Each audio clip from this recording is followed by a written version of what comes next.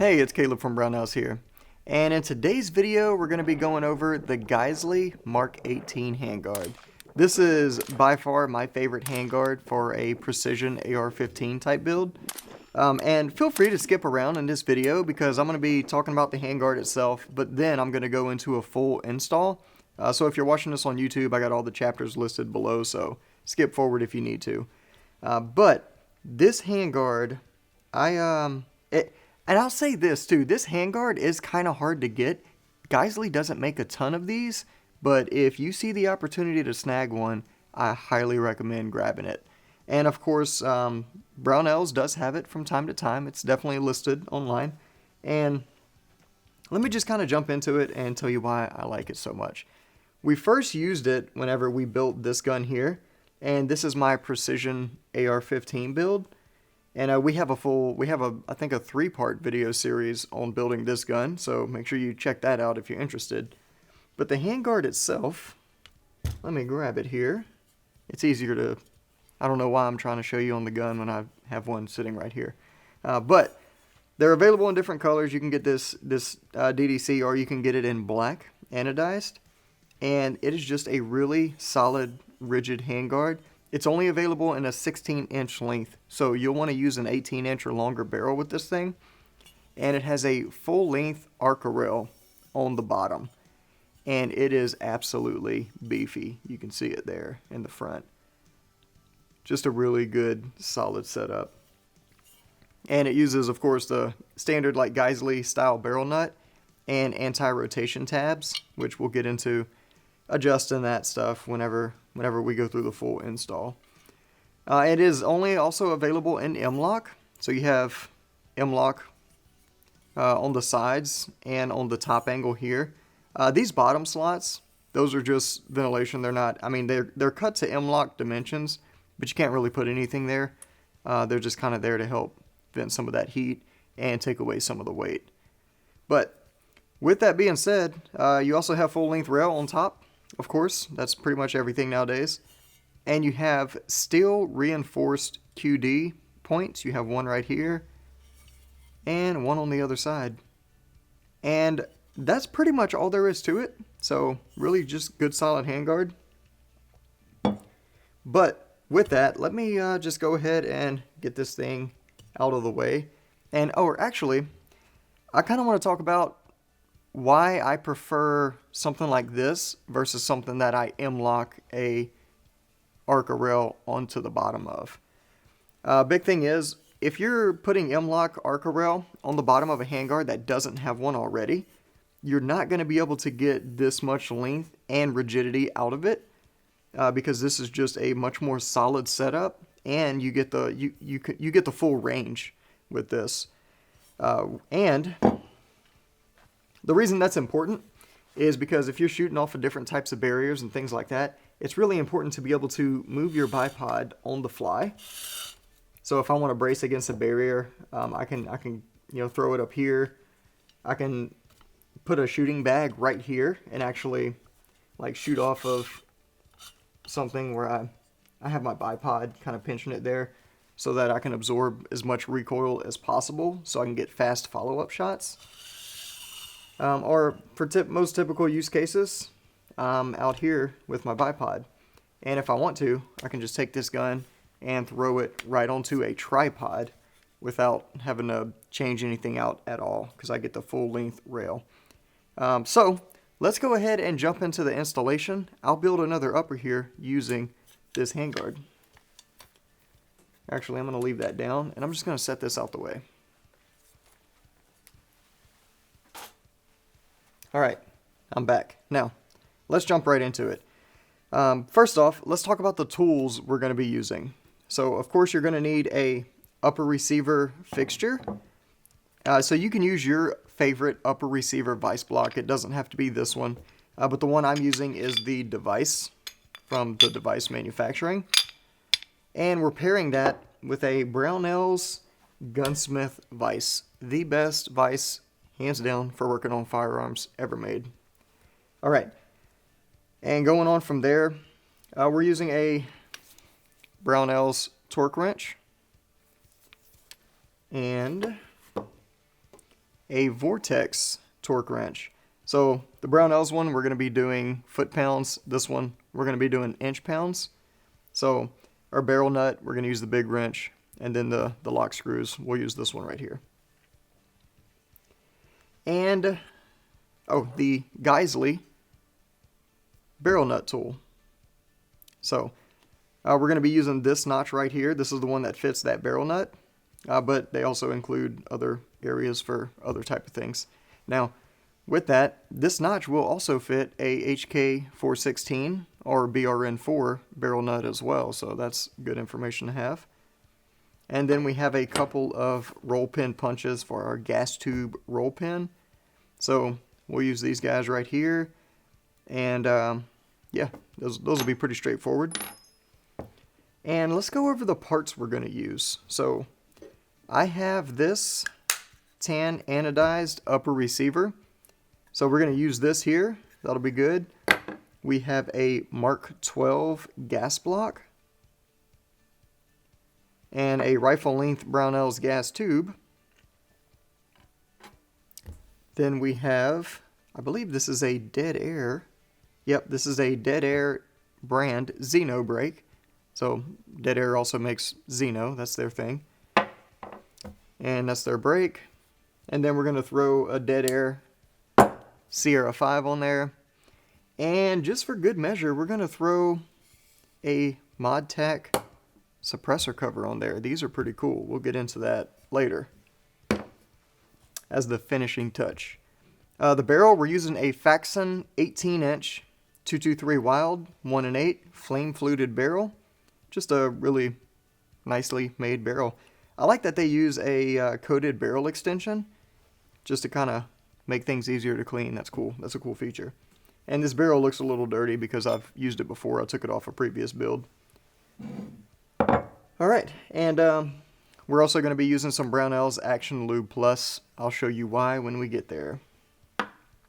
So that's kind of all the stuff we're using. I think I covered it all. If not, we'll burn that bridge when we get there. But let's jump into the build. I'm going to set up my vise block here. Upper receiver.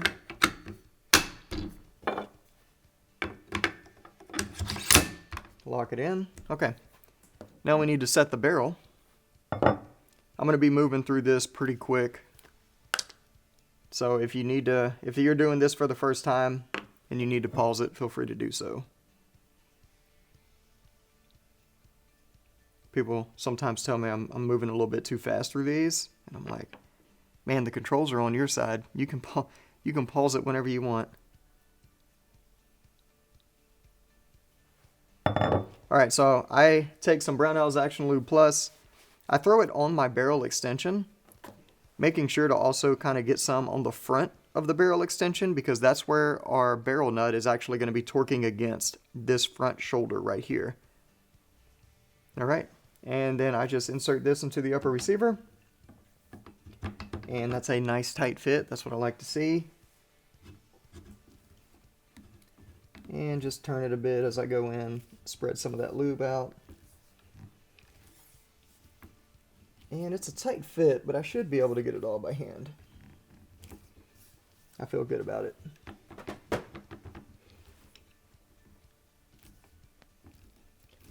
And what I'll actually do here, because it's so close to fitting, I'm actually just going to take my muzzle device. I know a lot of people are going to cringe when I do this, but I promise you this is perfectly okay. But I'm just going to tap it on the bench using the muzzle device to protect the threads, of course.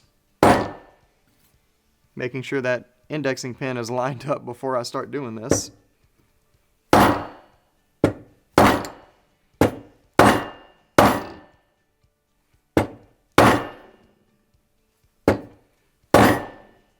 And there we go.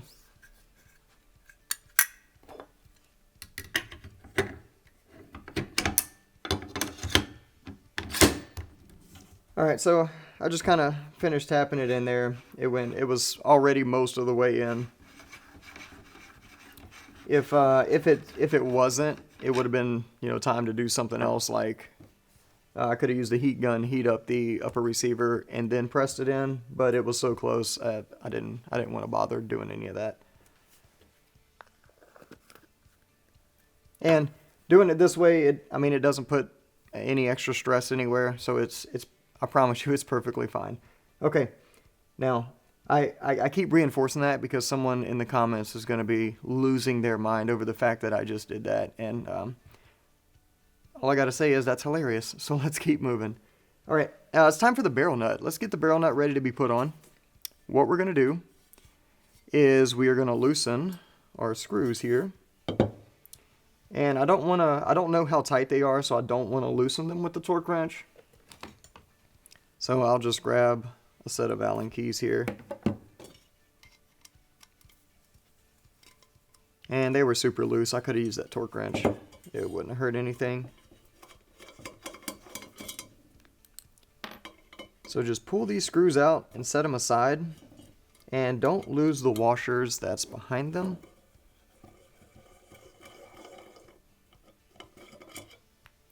Alright, you see this washer here stayed on the screw.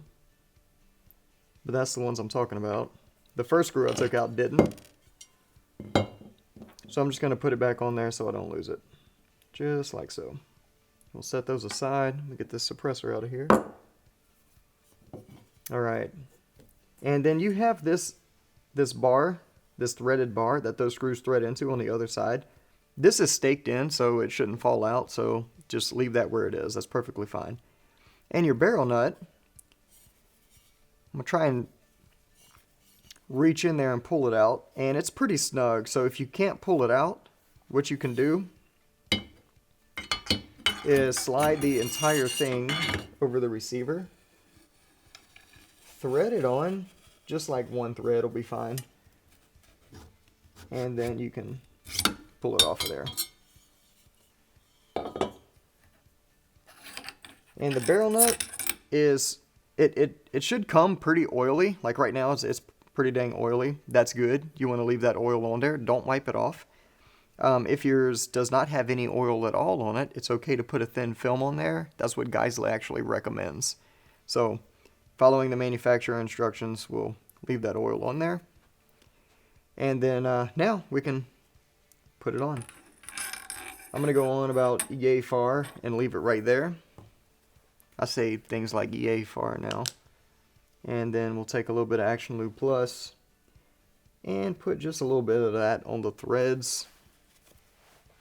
Leave that there and we are good. Now we can thread it on. And this barrel nut is pretty tight as well.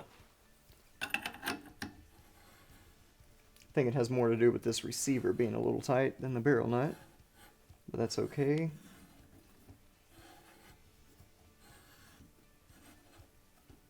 And another thing you can do if you're building a precision AR that we're not doing in this video is lapping the upper receiver. So we have a specific video on how to do that, and we also did it in the build series on how to build the accurate AR.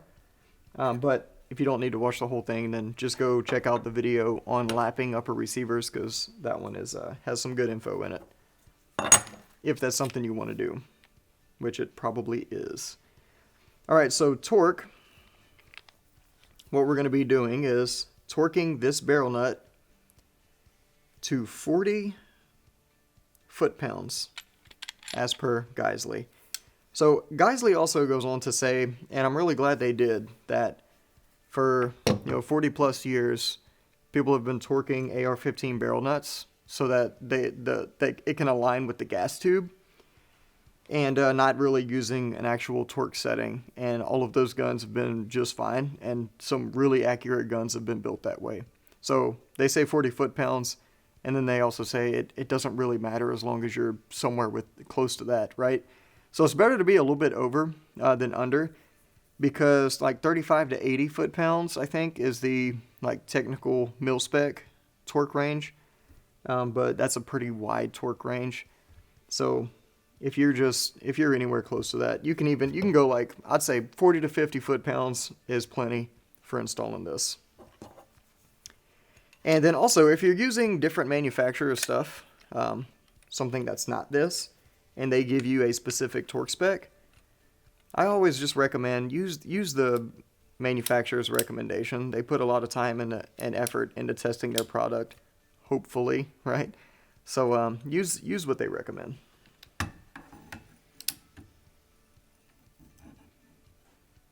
And let me try to find it here. I promise I'm good at this.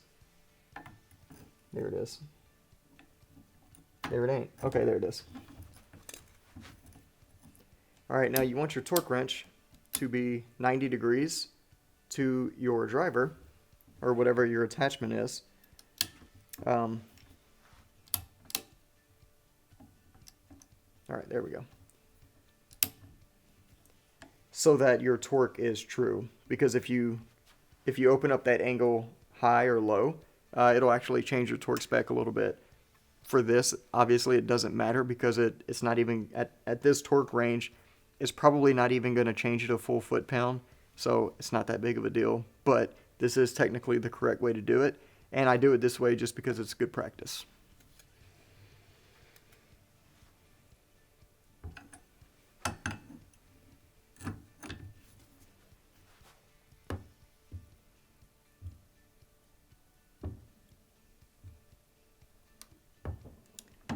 Alright, there we go. And it didn't click very loud. I felt it, but I didn't really hear it. But it definitely felt like 40 foot-pounds. So we'll run with that. Also, another thing people like to do is to loosen the barrel nut and then retighten it to season the threads. That's fine. Some manufacturers actually recommend it. Is it 100% necessary? Absolutely not. Again, a lot of very durable, accurate ARs have been built not doing that.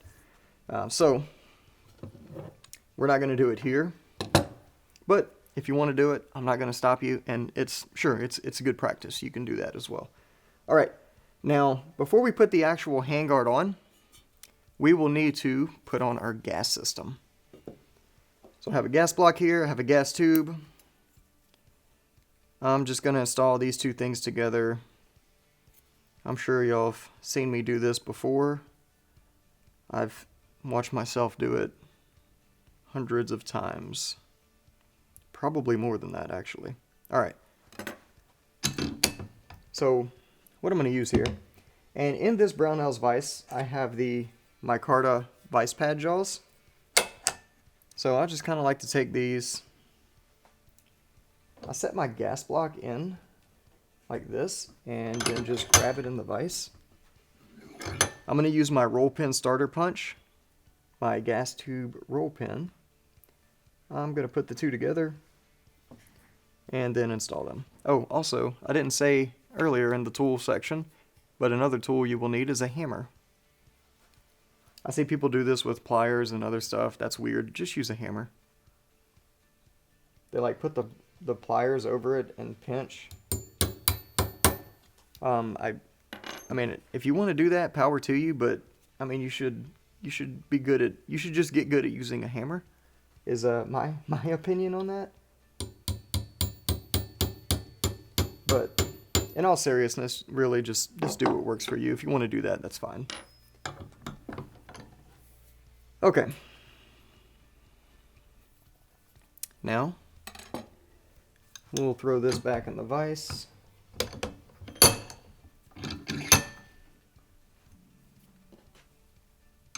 Put it on our barrel. And this barrel's not dimpled, so we'll need to carefully align this.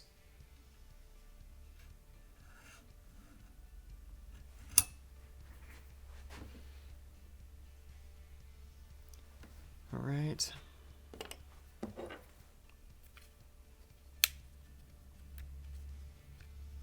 And I'm going to go ahead and tighten this down. That doesn't look like the right size.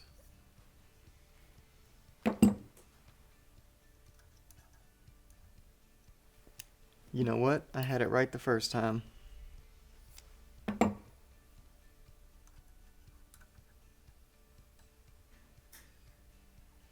And what I like to do is tighten that back one first. Because I always, no matter, like, I try to line it up first, then I always end up moving a little bit and have to realign it. And realign it with the wrench in it, so that once you're there, you can just tighten it down.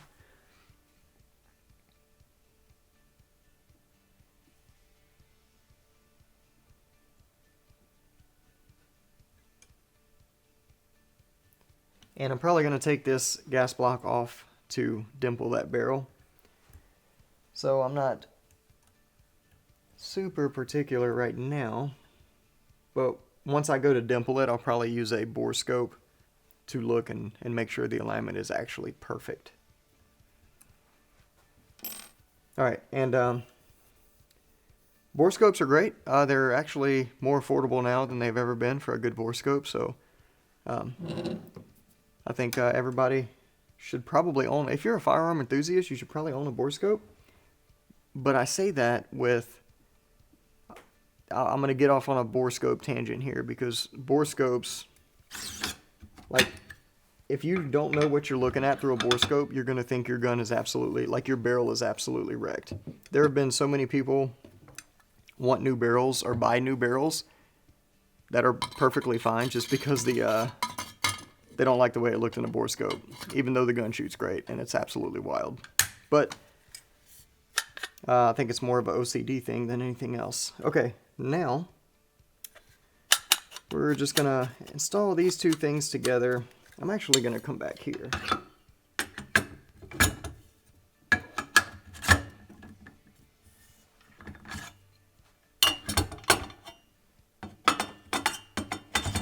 I got carried away yapping and took the thing out, the vise, too early.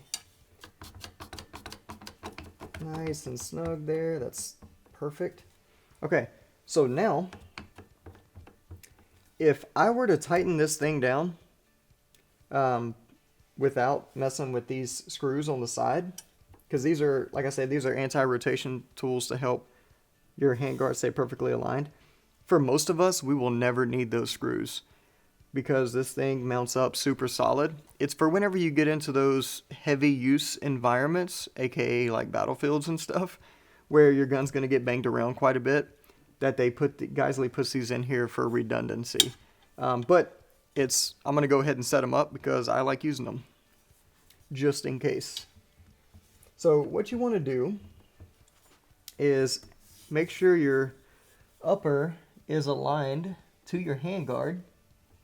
And you can usually eyeball that because it's pretty dang close whenever you slide it on.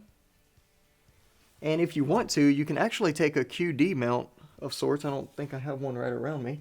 But you can take like a QD optic mount, or any optic mount really, and bridge this gap with that optic mount and torque it down, and that'll line things up. But I'm just going to eyeball it for now. That looks good. Now I'm going to take my cross bolts, my through bolts here, my main mounting bolts. I'm sure there's a technical term for it, but I have no idea what they are. And I have the instruction manual here. Oh, it tells me what they are. These are, they call it a screw. We'll just call it a screw. I'm going to put these in the gun now. Alright, so we slide these in. And I wanted to slide them in and get them started just to make sure they're going through the right slot before I take the time to align it. And I'm not going to tighten these down yet. I'm just going to push them all the way in. Now I'm going to tighten my side screws. And this should be, I want to say it's a 1/16. And I would be completely wrong because it's a 5/64. And I'll come over to your side. There's no torque, like actual torque spec for these, because you just snug them up until they're touching the receiver. So just take it.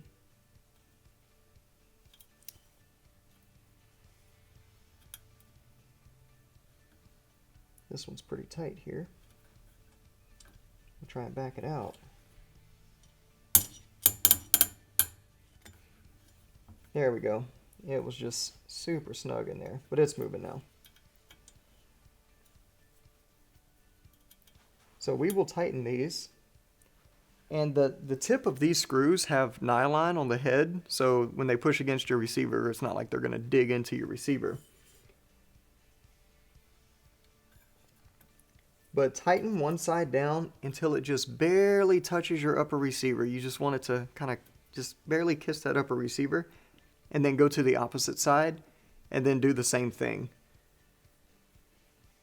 And then you can snug them up from there. And as you're snugging them up, if the receiver moves, like you'll be able to see it actually like move a little bit. So tighten it just so the receiver doesn't move, and then tighten the alternate side until they're nice and snug.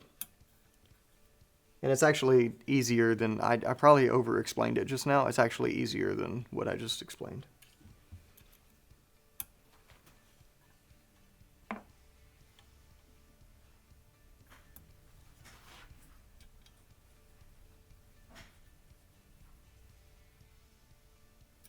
All right.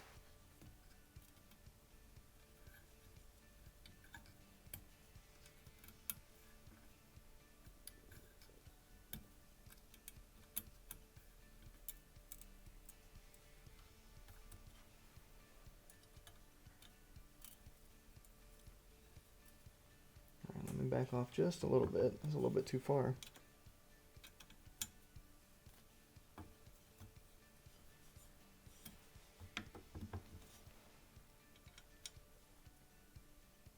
Perfect.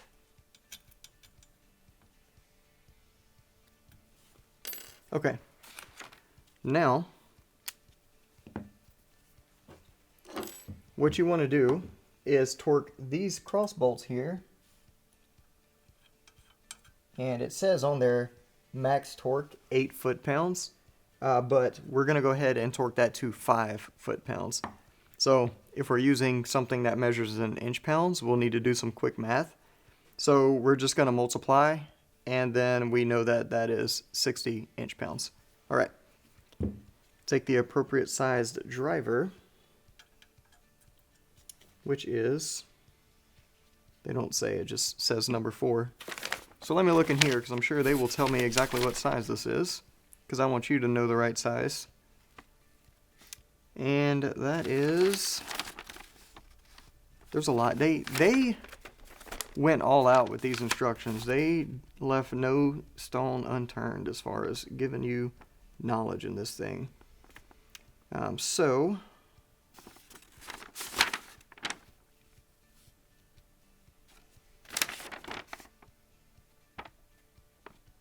Alright, they don't say. So what I'm going to do is I'm going to use one of these and just measure it that way. Alright, 5/32 is your size. Boom. I wish Vortex put that on the actual driver instead of just labeling it at number 4, because I know it's not a metric 4. But that's okay. So now you have the size, and we will go ahead and torque these down. I'm going to snug one up first. Then once they're both snug, then I'll start torquing.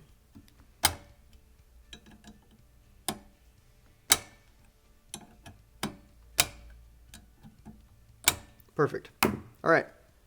And that is the handguard install. What I'm going to go ahead and do now, I'm just going to throw my muzzle device on. So this muzzle device doesn't need to be indexed. It's just a standard flash hider. And there's a generous relief cut on this barrel thread here, so I'm not going to use any spacer. I'm just going to run it right up against the shoulder. I'm going to use a wrench here to tighten that down, standard armor wrench.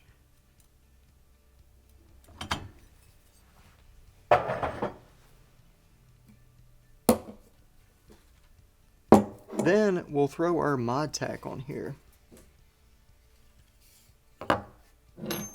Alright. Let me use my Brownells magnet tips here.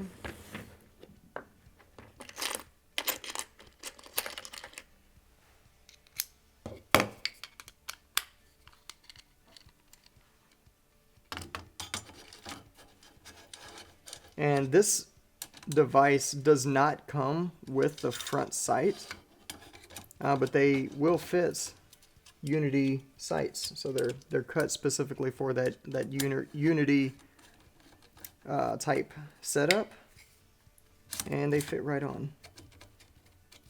And there is, of course, some adjustment in it, which is nice. I think I'm going to slide it out a bit, because I don't know. Actually, let me tighten that down. And then this shroud actually unlocks.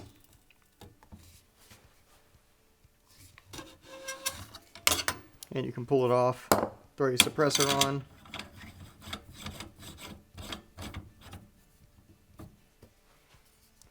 And throw this back on.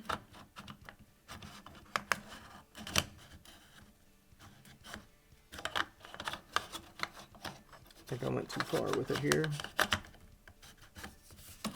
There we go.